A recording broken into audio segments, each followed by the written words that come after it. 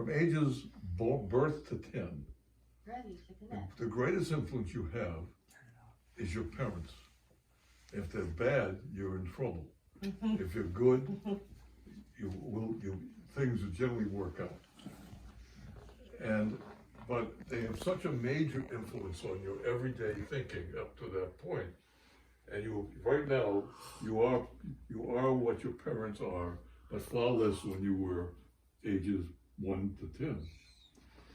The next stage is I programmed it as 11 to 21, and this is the stage where obviously you're breaking away, you're making friends, and then the friends become more important because they are a reflection of you and reverse. So then you get a false judgment of yourself at that age, and you're not really sure. This is, again, you can all disagree. You're not very sure of who you are, because now you're involved, and your reaction and responses and ideas come from your relationship with your friends, some of which will dominate, some of which are recessive. Then the next stage is 22 to 32, which you all are. And that's an interesting stage because you got out of high school.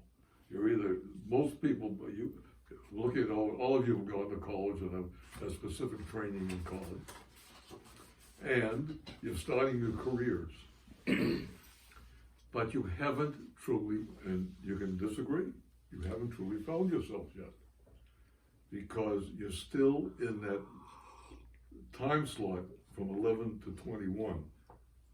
But you have grown up and you've matured. And then you go, and this, again, remember, this is my idea of what really goes on. And again, in your mind, you say, what is he talking about? I don't agree with him. But the next stage is 33 to 43, which will very shortly begin to approach and get. Here's where you're beginning to find yourself. And you're thinking about getting married, or previously, of course, getting married, living together, having children. What else do I write here? I can't read it. And as you all have children, the cycle begins again, because Breezy has a child, and I know you're watching her, and you relive what she is going through now, and then you get a big chuckle out of it, and you learn. Then, but in 33 to 43, when you begin to find yourself having children, and the cycle begins, as I said, then we jump to the 44 to 54 range. Now you don't think, what are you guys kidding? 44, I'll never be that old. Blink your eyes. Your career really blossoms at this era. And you finally understand yourself, because you have to look in the mirror and say, I know who I am. You may think that's simple, but it isn't. But it's the way the world is and the way one matures through the ages of 44 to 54. Next stage is 55 to 65. Boy, you guys are getting old for sitting there. You're now beginning to think of retirement. You've got to be financially and emotionally ready. And what this really means is for all of you, and one thing that some of you are very much aware of finances, some of you are not aware of what is going to happen. And my concern is that Social Security, Medicare, will take a different form and be far more costly, or maybe not be here at all. So I would, the nurse in the group, I said, get to worry.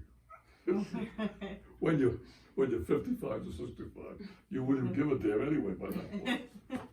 But it's very important to realize you now know who you are, but you have to grasp what your goals are financially and emotionally.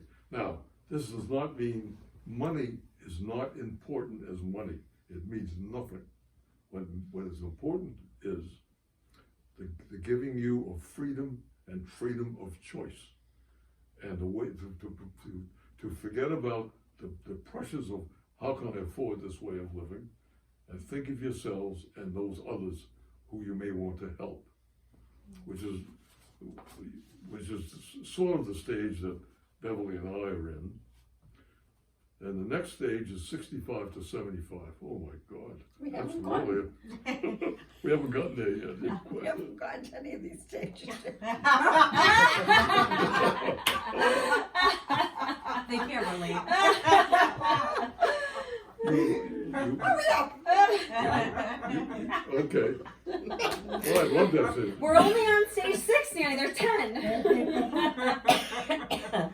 So you've now retired, and some of you retire early, some of you will make a fortune. No one knows, and you don't know. But at this stage, you retire and you have freedom. I'm telling you right now, that is the most important thing for you as individuals. I keep harping on freedom of choice, freedom the way you want to live, freedom to take a trip, freedom to help your children, freedom to help others. All of this is what money can do.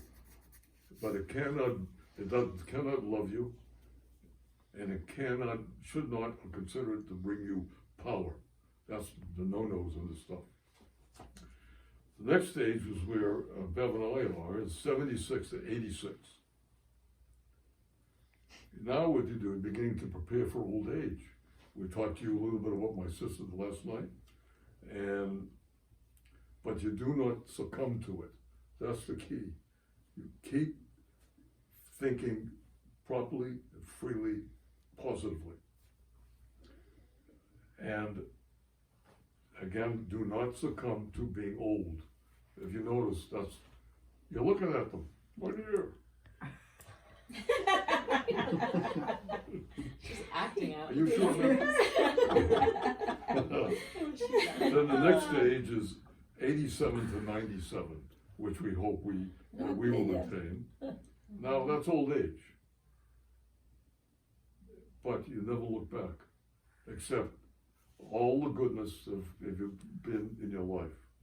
And I think the key to relationships is you put the person that you're involved with first, and you listen to each other. If that is the most simple formula for happiness. And the last stage is 98, we're just about done, 98 to 108. Okay. That's optimistic. Yeah. Holy crap.